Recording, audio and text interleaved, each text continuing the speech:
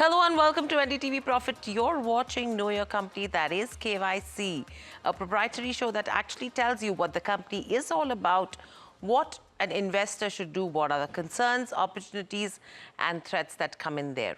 I am Hiral Datia and with me is Puneet Javeri. Puneet, an interesting company that we're talking about today is Sandhar Technologies. If you talk about the company as well, just a quick understanding of why we're talking to Sandhar Technologies.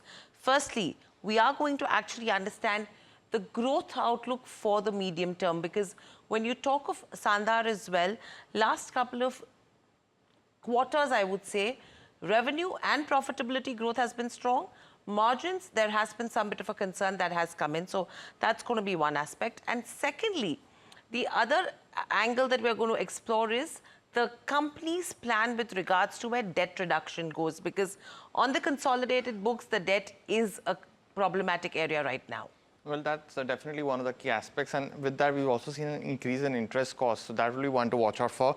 The other key aspect will be rationalization of joint ventures. Now, they have already sold off a couple of them. If the other ones could be profitable, that will be one to watch out for. And finally, strategy for the company to increase its share of exports. Now, with rationalization of joint ventures and the loss-making ones now disposed of, how will the growth of the export market come for the company? That will be the other one that we'll be targeting as. So these are the four questions that we have in mind with regards to Sandhar. But let us quickly tell you what Sandhar Technologies is all about. To start off with, the company is into manufacturing and assembling of automotive components. That's their primary business.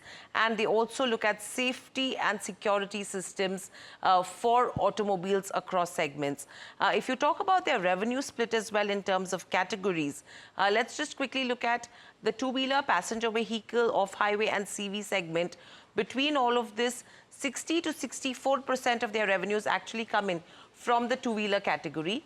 Passenger vehicles was 20%, it's gone down to around 17%. Your off-highway vehicles has remained absolutely stable in the last 2 years in that 15 to 16% kind of range. But CVs and others is very minuscule. But majority right now is coming in from the two-wheeler category, and that has been the space which has been evolving as well. If you talk about all the Vahan data that has come in so far, the auto sales numbers that are coming in as well, there is a story which is building up in the two-wheeler segment. So probably you are looking at a Sandhar Technologies from that angle.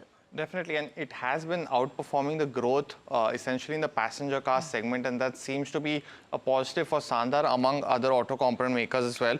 Let's quickly look at the product-wise segment as well, and here also you will see a bunch of products that the company operates in, but there are some that we need to focus on in terms of growth, and when the management comes, we'll be quizzing them on that. The sheet metal business is one, almost 1/5 of the revenues comes from this, and when you look at the ADC overseas and the domestic business, this is aluminum die casting essentially business, which one of them they've acquired from Sundaram Clayton. That also forms a considerable part of the revenue. And then there's the locking system. They are looking to enter the smart lock space as well, and they are expecting some unit performance in there. Amongst the other segments, which you look at, cabins and fabrications is the other one, which is largely in the off-highway space and the CV space. We saw some impact in this quarter because of that, and we'll see if we can get that kind of growth guidance from the management for these segments. But largely, Vision Systems is a new business that the company focuses on. But these 2 to 3 business verticals is key for Sandhar in terms of growth prospects, and we'll be quizzing the management on that. Absolutely, but let's quickly take the viewers through all the rating parameters that we are considering.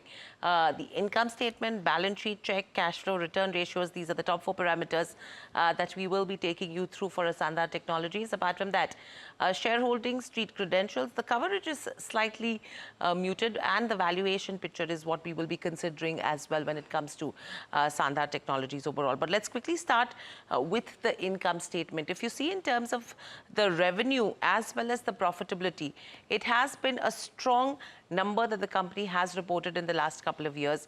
If you see the 3-year compounded growth as well, a 19% is what you're seeing in terms of the top line. The profitability as well is 36%, which is very strong. I think the major concerning area over here which comes in is in terms of where the margins go, because they've remained muted in that 8 to 10% kind of a bracket. If you talk about compounded, it's around 6%. When will the company come back to that double-digit kind of a margin profile is the key question over here. Though on the back of the revenue, EBITDA and net profit, we have given it a thumbs up so far, but the margin is going to be slightly concerning, and that's what we will check with the management. Well, definitely. And the other aspect is on balance sheet. Let's quickly pull that up as well, because we've seen roughly about 1100 odd crores of reserves and share capital is what the company holds. The reason we've given this neutral rating is largely because of the higher net debt that the company has. While roughly about 740 crores of net debt is what the company holds, when you compare that net debt to the equity ratio, you come somewhere around 0.6 times. And this has been impacting the profitability because of the higher interest cost, something that the company has taken cognizance of. They are looking to reduce debt, but the timeline is something to watch out for from when the management joins us. The other aspect is cash in bank, largely maintaining at 80 to 100 crores, but they have been steadily increasing that with the increase in cash flow from operations, and that's the next aspect that we're looking at. Right. Let's also look at their cash flow. You know, it's very interesting to see because they have seen a good growth that's coming in terms of FY25. If you see the cash flow number, that's the net one, it's at 58 odd crores from a negative number in FY22. And from there, the growth has been spectacular. Their cash flow from operations has also seen a substantial growth. The key from here on is going to be how sustainable is the net cash flow and the cash flow from operations going to be if you have to take FY25 as a base from here on, which will improve, or will it remain stable, or is there a potential for any deterioration to happen? That will be key. Well, the other one, and in terms of cash flow as well, we've seen a steady increase over the last 2 to 3 years, and that is a positive for the company. The only aspect is the rationalization of joint ventures, and we'll get to that in just a bit. The other metric that we are also looking at is return ratios as well as shareholding. So let's pull up return ratios first. Have been steadily improving as visible on the last 4 years. But compared to the other auto ancillary companies, it is lagging in terms of the return on capital employed, which normally operates between the 12 to 15% for most auto ancillary companies. So in comparison of its own performance, while it has steadily improved, we've given this a neutral rating on just given the historical performance as well as what's happening in the sector. A similar trajectory is for return of equity as well. We've seen profits increase and ROE is almost doubled from the FY22 levels. But essentially, we will need some more constructive aspects of the newer business that the company will invest in, because the return on capital employed ratio will have to go up from these levels. And that's been one of the pain points for the company over the past few years. Right, but moving from here on, let's quickly understand the shareholding pattern as well. It's interesting to see that the promoter stake has been absolutely steady over the last couple of years. But if you look at the FIs, DIs and the public, FIs did see somewhat of an uptick in FY24 to around 1.5%, but again, it's come down to around 0.8%. DIIs as well has been steady in that range of around 15 to 16.5%. Your public, again, the free float is absolutely on the lower side, around 13% is where it is at. So again, this is a pretty positive in terms of the steadiness that you've seen, but the key will be if the management is in conversations with any FIs, DIIs with regards to, coming in as an investor into the company to see growth from here on, because that could be a positive trigger. And that certainly has been one of the key ones for them as well in the near term, if they are looking to do that as well. But the other one that we're also looking at is the street cred, essentially. Since listing in 2018, it has been a disappointing performance for the company, and that was impacted because even on a YTD basis, the stock is down 10%. In the last 1 year, it's down 22%, but compared to the 2018 levels, the stock's just up 35%, and that's underperformed the Nifty benchmarks by a mile, because we've seen Nifty go up from roughly about 7,500 essentially in 2020 to almost 25,000 now. So it's almost a 2.5, 3 time increase. But for Sandhar specifically, while the last 5 years they've grown by 100%, since listing, those investors who stayed on have not got that kind of returns that they should have in a high growth company. So we've given this a thumbs down on that aspect. And street coverage is also based on this performance that the company has been, because it's been limited, Hiral. Okay, so that's with regards to where the street credentials go.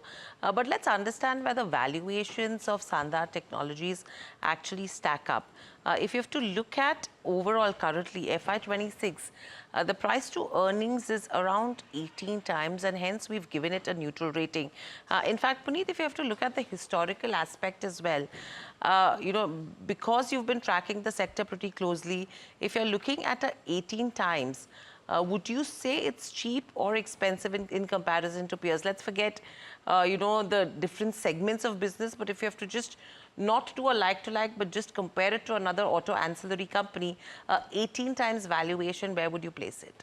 Well, definitely, it's a positive in that aspect because we've seen, companies, the newly listed ones like Bellrise as well, and we spoke to them during our India Market Open show, started at 18 times price to earnings for during the IPO, and then has steadily increased over 50% since the issue price. So the market is rewarding growth. That's largely been absent for Sandhar. So and even if when the growth has come in, it's not been profitable. So that's the reason why we've also seen just a couple of analysts that track the stock. One of them is DAM Capital. They have a target price of 600 rupees per share, which is a considerable upside from the current market levels. And for them, the valuations that when you pencil in till FY27, it's at 12 times. So it's definitely cheaper compared to the relative peers. Once I think the market gets that kind of confirmation of growth, I think we might see the positive reaction. Yeah, and if you talk about peers as well, on an average, I was just looking at a couple of them. It's coming to around 35, 36 times, right? And taking that peer average into comparison, with that 36 times, if you are looking at 18 times, it's absolutely reasonable and probably cheaper as well. And that's the reason why you have analysts who do cover the stock, who are finding the valuations absolutely attractive. And the revenue growth is the key, the profitability is the key. It's margin expansion that is going to be a question from here on. But let's also quickly look at the street coverage from here on, because as you mentioned, you have DAM Capital, which is a target price of 600. I think you have a BNK, but that is Batliwala and Karnani also, which has coverage on the stock, right? Yeah, and they've largely maintained a positive view. 517 is the target price that BNK has specifically. Someone like a DAM Capital, as visible on your screen right now, is at 600 rupees per share. And we did speak to the management very recently, post a few weeks ago, essentially on NDTV Profit as well. And the one question which I asked them essentially was on how they are rationalizing their European operations, because that has been impacted and is still loss-making. We could expect some kind of currency deterioration as well in this particular quarter, but largely they are expecting a better H2 performance. The two joint ventures that they've sold off as well, starting from March to now, will aid the company's profitability on a full year basis. So compared to last year, where we did see that impact coming in, we shouldn't see that much of an impact on Sandhar Tech, at least in that side. But that largely seems to be something that the management has been vocal about. They have been mentioning that the rationalization of joint ventures was something to watch out for, and hence they've come out and done these two measures. The other aspect was on debt, which we will be speaking to the management about. Roughly about 740 crores is inflated given the company's current cash levels, and while the equity has largely been stable over the last few years with the promoter holding as well, we will have to see some rationalization on that aspect. Rationalization in terms of debt is going to be, again, another aspect. But let's quickly take the viewers through the final rating parameters that we've considered at NDTV Profit. If I take you through the income statement, balance sheet, return ratios, and cash flow, two of them, that's the income statement and the cash flow, are a thumbs up from here on. Balance sheet and return ratios is absolutely neutral. Let's see if the management commentary helps NDTV Profit make it a thumbs up as well. Your shareholding is also a thumbs up. Your street credentials and street coverage is a thumbs down, and your valuations are neutral so far. But if you have to compare, not give it a like-to-like comparison to peers and just do a comparative with auto ancillaries, it is cheaper. So the KYC final rating is 4.5 on 8 when it comes to Sandhar Technologies as well. In fact, let's also now get in Jayant Davar, Chairman, MD and CEO at Sandhar Technologies, to talk to us about the company, the road and the outlook going ahead. Mr. Davar, welcome to the show, and always a pleasure to speak to you at NDTV Profit. I hope you've seen the KYC rating that NDTV Profit has given the company and the analysis that we have done so far. But my first question coming to you is, good growth in terms of revenue, good growth in terms of profitability as well.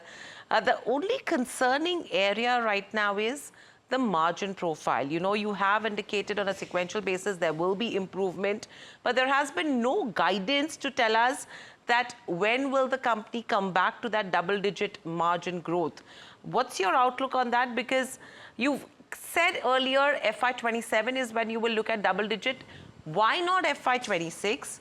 And why not in the coming third quarter as well is the bigger question here. Well, good morning. Thank you for having me on the show.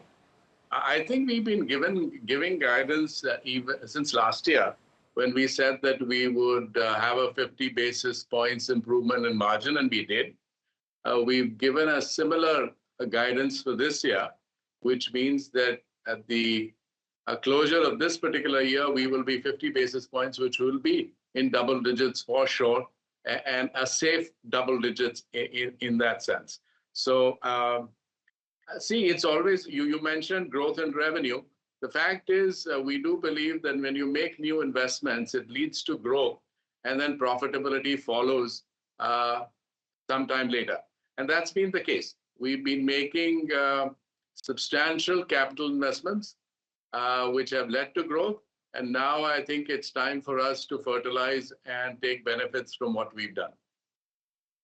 Mr. Davar, very good morning to you. Thanks so much for joining in. It's Puneet this side. It's good speaking to you again as well. Just let me ask you about these new verticals, as you mentioned. You are the locking systems is one of them. Roughly 1/5 of your revenue is coming from that segment, and now you're looking to enter the smart locks segment through that. Talk to us about how big of an opportunity that is, and that's largely, I'm guessing it's an opportunity within the auto space. So give us some perspective of the India opportunity as well, and where do you see this going in terms of your current locking business that you have? So Puneet, let me put it another way. These smart locks, although not alien to the car industry, is definitely new to the two-wheeler space.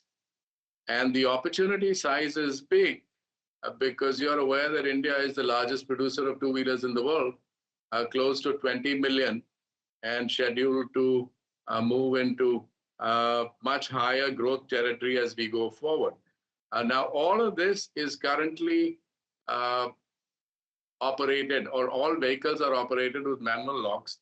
The smart lock category is about 8 to 10 times higher in terms of revenue per lock.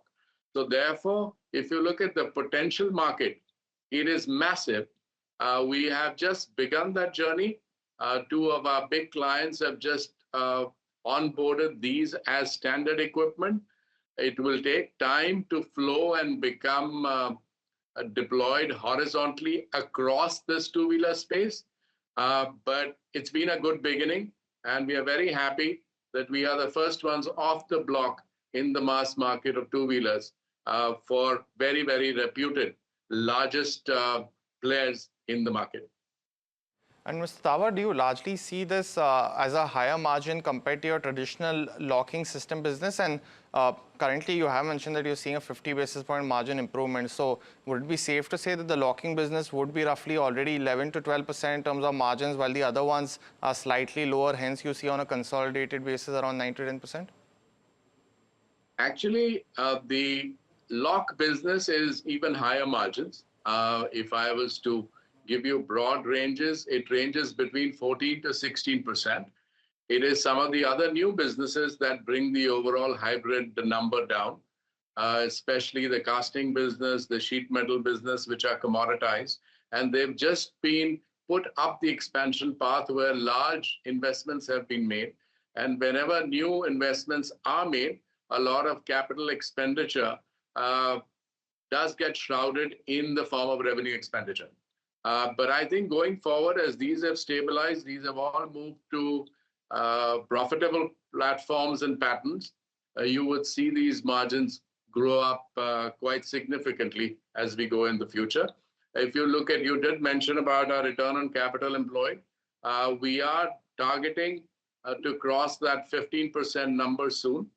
That is our guidance for this particular year.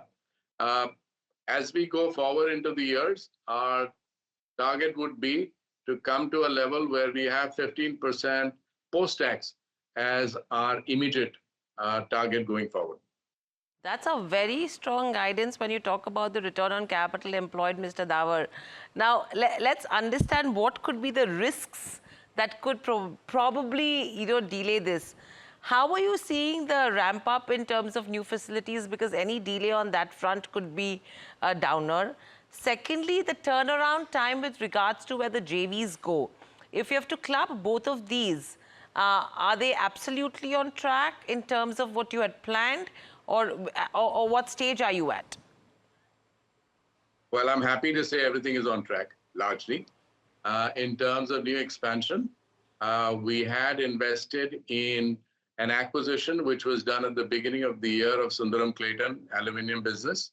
And that has now been integrated well into the company. So the capital expenditure, I think at this point of time, is more generic and organic and establishing what we've already put in place. Therefore, we don't have large plans as we go into the future for capital expansion. Our target and our main job is to consolidate and make the capital investments that have been made profitable in this year and in the future years. In terms of growth, we do see, you're aware that 60% plus of our revenues come from the two-wheeler space.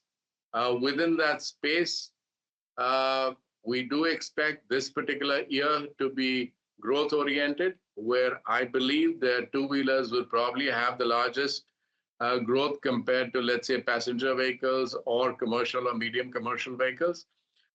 We do believe that at Sandhar, we would do double that market growth that the industry does will come to us. Plus, of course, the revenues that will come to us through the acquisition that we have done. So we've already given a guidance of around 20% odd. We are hopeful that with the GST thing kicking in and the market picking up further, we should be able to beat even that number as we go forward. That's a very strong... In terms of JVs, you asked a question on JVs. Yes. All our Yes. JVs are profitable. All our JVs are profitable. And we are very happy that they are no longer a burden on the balance sheet of the company. No, I mean, JV is no longer a burden is interesting. The other aspect we need to consider, Mr. Davar, is when you talk about the GST benefits, how do they negate the impact with regards to the European market slowdown and US tariffs? Because I know the company does not have a major impact on that front, but your Mexican operations have been impacted on the back of the slowdown in demand that you've seen on that aspect. So if you have to look at the European markets as well, your company did report a loss in the first quarter. Your US tariffs, your Mexican operations have been impacted as well. What is the outlook and the contribution that you are expecting from both these markets? And do you think the GST benefits that could come in will negate the negative aspect of these two? Well, first of all, the good news. The good news is that we had, the basis for the good news of today is based on history of yesterday, where we had a 22 crore loss coming out of our foreign operations in the last year. While we did suffer a loss in the first quarter itself of this particular year, a large part of that was attributed to a notional loss in terms of foreign exchange, which was 4.5 crores. And there was a commodity price adjustment that comes in later, which led to that loss. Going forward, I do believe that from the next quarter itself, we will turn that tide, and we are very, very hopeful that we will be positive in our overseas operations by the end of this particular financial year. Mr. Davar, just two quick questions, and because of paucity of time, I hope if you could give us both the answers.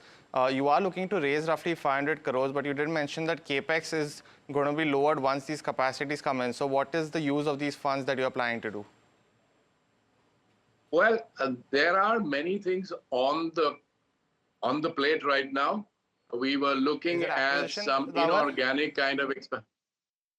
We were looking at some inorganic expansion, and there were some very interesting targets being considered to make sure that we do not miss out on those particular opportunities if they were to come around. We have decided to keep a war chest kind of ready. And is that largely global or domestic? Sorry to interrupt, Mr. Davar, but is that largely global or domestic in terms of acquisition? Largely domestic. Largely domestic. And just one more quick one. You mentioned the acquisition of Sundaram Clayton facilities. They were running at lower utilization, did about 100 crores in terms of revenue. So will the utilization somewhere be around 30% as of now, and that you will substantially increase over the next couple of years? No, we are looking. I think when we took over, the revenue was close to 350 crores. We do believe that with us getting in there, bringing more efficiencies on the block, we do believe that the existing capacity itself has an upside. Plus the fact that we are doing some expansion capex there for that same facility. And I would believe that with that happening, we should easily have a capacity of double the revenue that was being done prior to our takeover. Right. I think strong commentary, Mr. Davar, coming in from your end with all the concerns that the investors could have. But thank you so much for joining us on the show. But clearly, Puneet, you're talking about a double-digit margin soon. 14 to 15% ROCE from the current 9%. Inorganic acquisition for which they've already raised funds, so they're absolutely ready if any opportunity comes in as well. Debt reduction is on the cards, and their overseas operation, which is loss-making, which was a notional loss, as the management mentioned, will probably be positive in FY26. So all these aspects seeming to be positive. So that's with regards to where Sandhar Technologies go. But completely out of time. With that, it's a wrap on this edition of Know Your Company. From Puneet, the team that put the show together, and myself. Lots more lined up on the other side. Please stay tuned to NDTV Profit.